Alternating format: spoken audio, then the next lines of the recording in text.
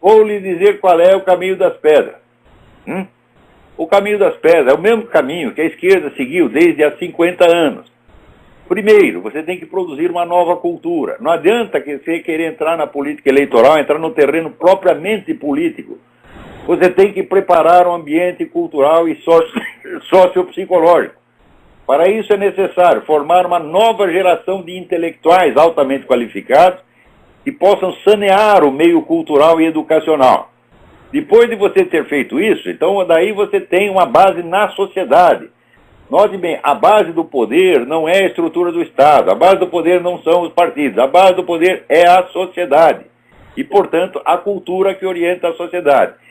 Sem formar uma nova geração de intelectuais muito sérios, capazes de desbancar esses vigaristas que estão hoje ocupando todos os postos, não é possível nenhuma ação na esfera eleitoral propriamente política. Então, quando houve, presta atenção, quando houve o golpe de 64, o que fez a esquerda? Ela mergulhou num profundo exame autocrítico, que levou mais de 10 anos. E então adotaram a estratégia do Antônio Gramsci, que era a de fazer primeiro a revolução cultural. Nós tivemos, uma vez conversando com o Roberto Campos, nós fizemos uma conta, entre uma revolução cultural e uma revolução política transcorre pelo menos 30 anos. Foi exatamente o prazo que deu ali no Brasil. Eles começaram a Revolução Cultural nos anos 70 e chegaram ao poder em 2002. Agora, o pessoal conservador liberal está tudo com pressa. Eles querem uma solução eleitoral daqui a 6 meses. Se não conseguir vencer a eleição, daí eles ficam tristinhos e meu mundo caiu. O que eles estão fazendo é evitar o verdadeiro trabalho que tem de ser feito. Quem quer que tente aventuras eleitorais nessa base vai se dar mal. Por quê?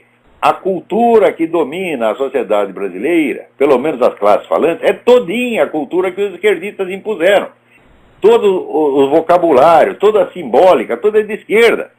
Então, você tenta, no meio disso, entra o espertinho do PFL, do DEM, diz, não, nós vamos parasitar o discurso deles, nós vamos roubar as bandeiras deles. Então chega lá você com bandeira esquerdista, mesmo que você se eleja, mesmo que você obtenha uma vitória eleitoral, você deu a vitória ideológica ao inimigo. Então daí é o seguinte, daí por dentro, ou você serve a esse inimigo, ou você vai ser jogado fora.